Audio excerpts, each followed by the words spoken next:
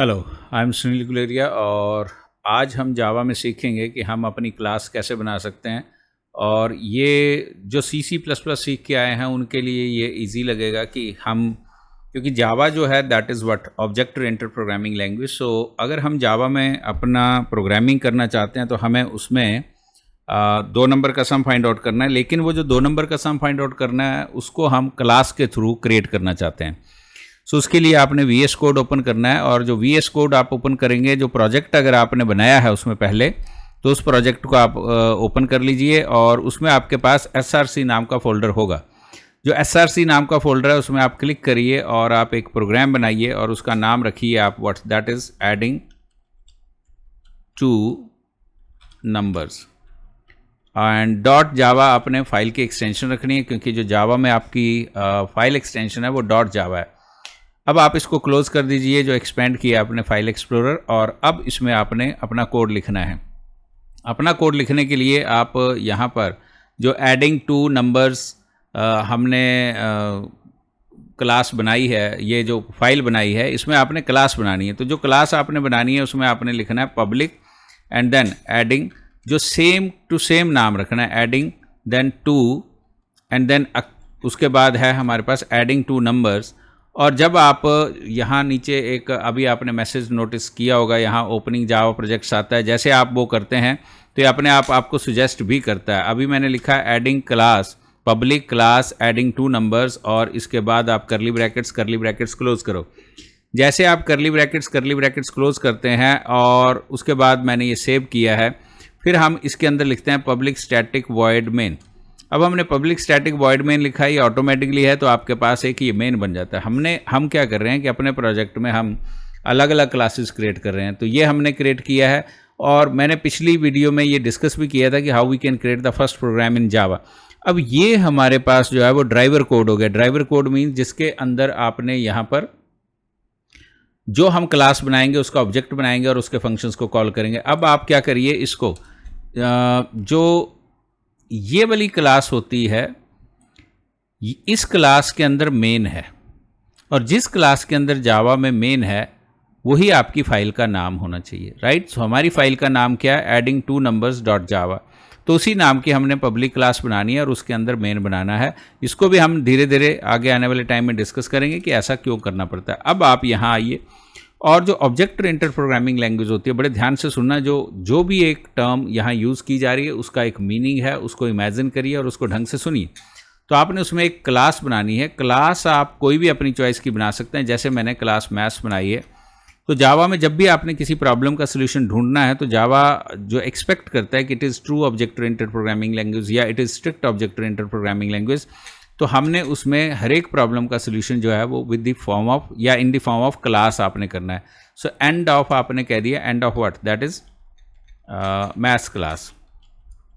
अब जावा में जो क्लास बनानी है, तो एक क्लास जो होती है जावा में उसके अंदर हमारे पास वेरिएबल्स होते हैं। तो अगर हम यहाँ वेरिएबल्स बनाते हैं तो वो कह रहा है कि जो जावा की क्लास के अंदर जो रिक्वायर्ड आप वेरिएबल्स बनाएंगे उनको हम क्या कहने वाले हैं, those are known as data fields.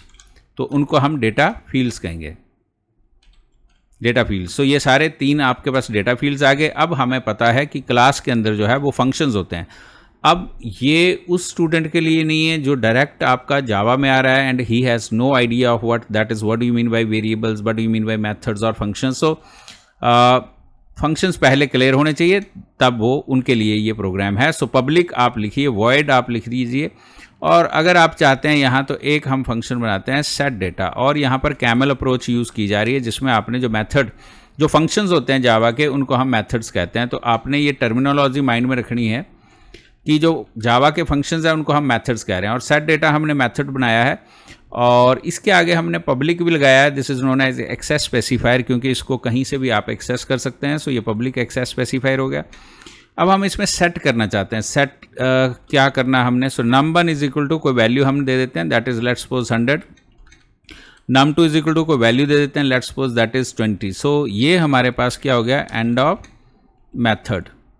और एंड ऑफ मेथड आप सेट डेटा लिखना चाहें लिख सकते हैं। एक मेथड हम और बनाएंगे, पब्लिक वॉइड एंड देन एक तो हम गेट डेटा बना सकते हैं। जैसे गेट डेटा है, गेट डेटा का मतलब है कि जो भी इसे कॉल करेगा उसको मैसेज आ जाएगा, हम एस आउट करते हैं और उसमें हम लिखते हैं कि जो num1 है और num1 की वैल्यू क्या है, तो उसको हम प्लस कर सकते हैं। Then we can mention here num1 and उसके बाद फिर प्लस मीन्स कनकैट करना है एंड उसके बाद लिख सकते हैं num2 और प्लस कर दीजिए आप और इसमें लिख दीजिए num2। तो जब आप इस मेथड को कॉल करेंगे तो ये num1 और num2 की आपकी वैल्यूज प्रिंट करेगा। अभी हमने क्लास बनाई है और वो आपने अपनी जो जिसमें मेन फंक्शन है उस क्लास से ऊपर आपने क्लास बनाई है। इस क्लास में हमने यहाँ 3 वेरिएबल्स डिक्लेयर किए हैं और एक फंक्शन ये बनाया, एक फंक्शन ये, तो हमने 2 मेथड बनाए हैं या फंक्शंस बनाए हैं। जावा फंक्शंस को मेथड कहता है, तो आपने ज़्यादा से ज़्यादा अपने आप को जावा टर्मिनोलॉजी में चेंज करना है ताकि मेथड्स और हम उसके डेटा फील्ड्स की बात कर सकें। अब अगर हम चाहते हैं कि मेन में जाके इस क्लास को यूज़ करना चाहते हैं तो इसका ऑब्जेक्ट बनाना पड़ेगा। तो जावा में ऑब्जेक्ट बनाने के लिए मैथ्स है और ये आपकी चॉइस का कोई वेरिएबल हो सकता है जिसको हम ऑब्जेक्ट कहते हैं। और यहाँ जावा जो है वो फ्री स्टोर के ऊपर ऑब्जेक्ट बनाता है, तो न्यू मैथ्स लिखिए, सेमीकोलन लिखिए। अब ये यहाँ पर आपका ऑब्जेक्ट बना रहा है और ये एक तरीका है कि जावा में ऑब्जेक्ट कैसे बनाया जा सकता है। इसको हम डिटेल में स्टडी करें तो वो कहता है कि ये फ्री स्टोर पे मेमोरी होती है, that we can discuss somehow someday. अब वो कह रहा है कि एम्प्टी बन गया, ऑब्जेक्ट बन गया, एम्प्टी डॉट करिए और डॉट करने के बाद आप इसका सेट डेटा को कॉल करिए। सेट डेटा कॉल करेंगे तो आपका जो है ये वाला मेथड जो है वो कॉल हो जाएगा और वो num1 num2 को मेमोरी एलोकेट करेगा। उसके बाद वो कह रहा है कि अगर आप इसका दूसरा फंक्शन कॉल करना चाहते हैं तो एम्प्टी डॉट गेट डेटा आप कॉल करेंगे।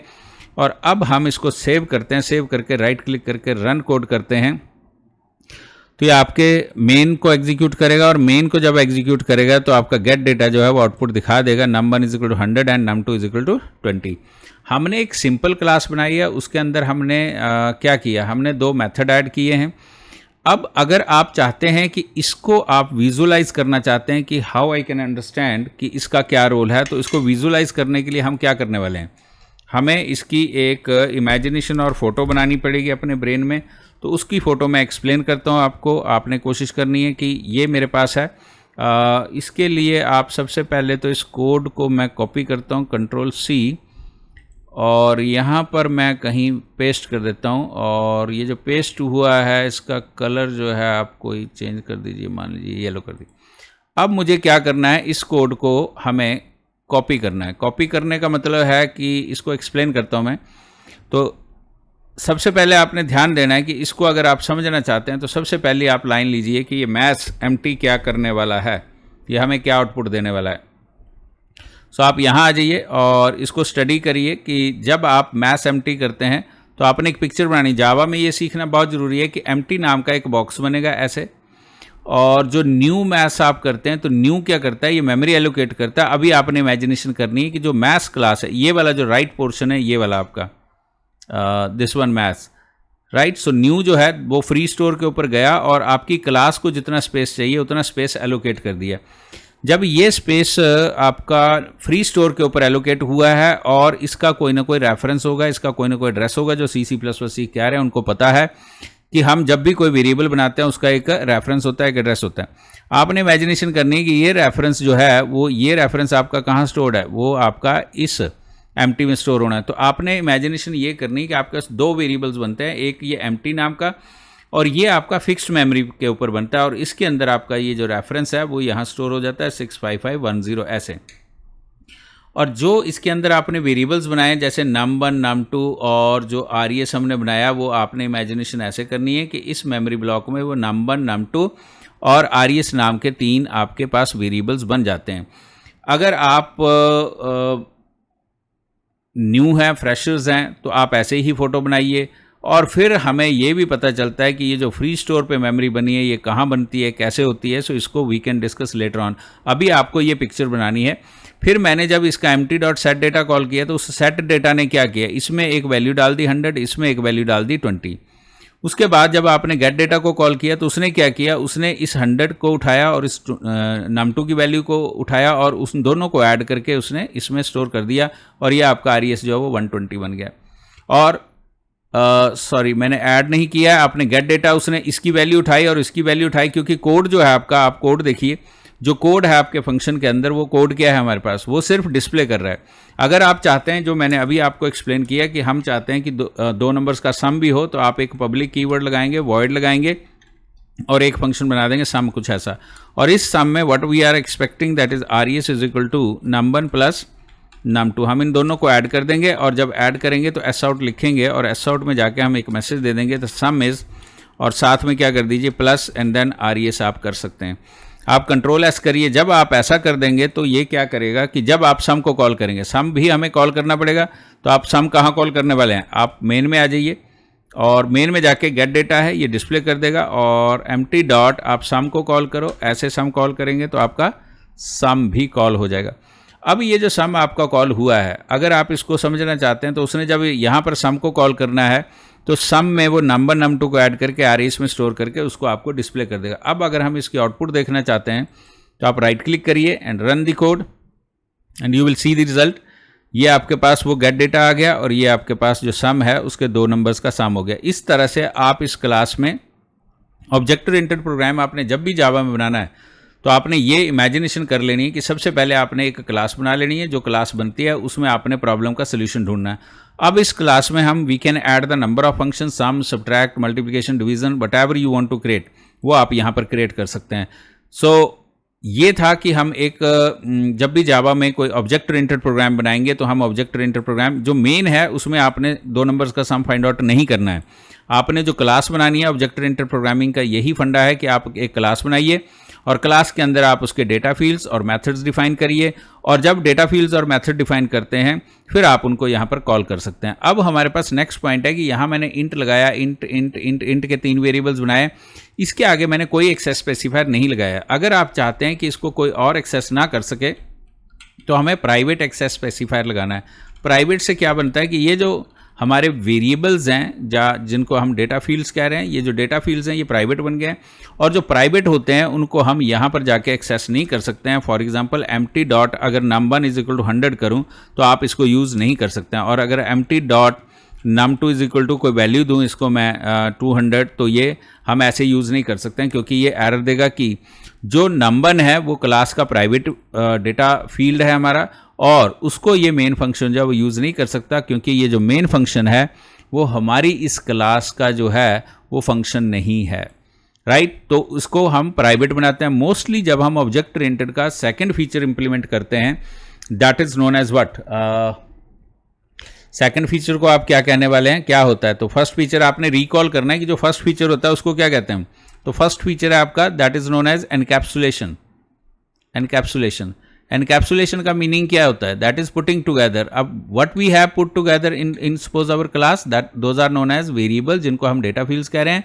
वेरिएबल्स प्लस फंक्शंस को जब हम वी पुट टुगेदर तो that feature is known as what, encapsulation. And the second feature of object oriented is what, that is abstraction. And abstraction means what, ये आपने recall करना है। आपके पास C++ में होता है, और जो C++ में थोड़ा लगता है कि मेरे पास कम नॉलेज है तो वो यहाँ पर रिपीट होने वाला है। एब्स्ट्रैक्शन का मतलब होता है that is hiding the complexity. Hiding the complexity means कि आपने का जो प्रोग्राम है वो यूज़र के लिए यूज़र फ्रेंडली होना चाहिए, ईजी टू यूज़ होना चाहिए। तो एब्स्ट्रैक्शन जो इम्प्लीमेंट होती है वो इसी से होती है कि जो आपके डेटा फील्ड्स होते हैं वो आपके डेटा फील्ड्स जो होने चाहिए वो प्राइवेट होने चाहिए, सो दैट उनको जो है सिक्योरिटी प्रोवाइड की जा सके और उनको हाइड किया जा सके। तो by using this private keyword in Java आपके वेरिएबल जो हैं वो क्या बन जाते हैं, प्राइवेट बन जाते हैं।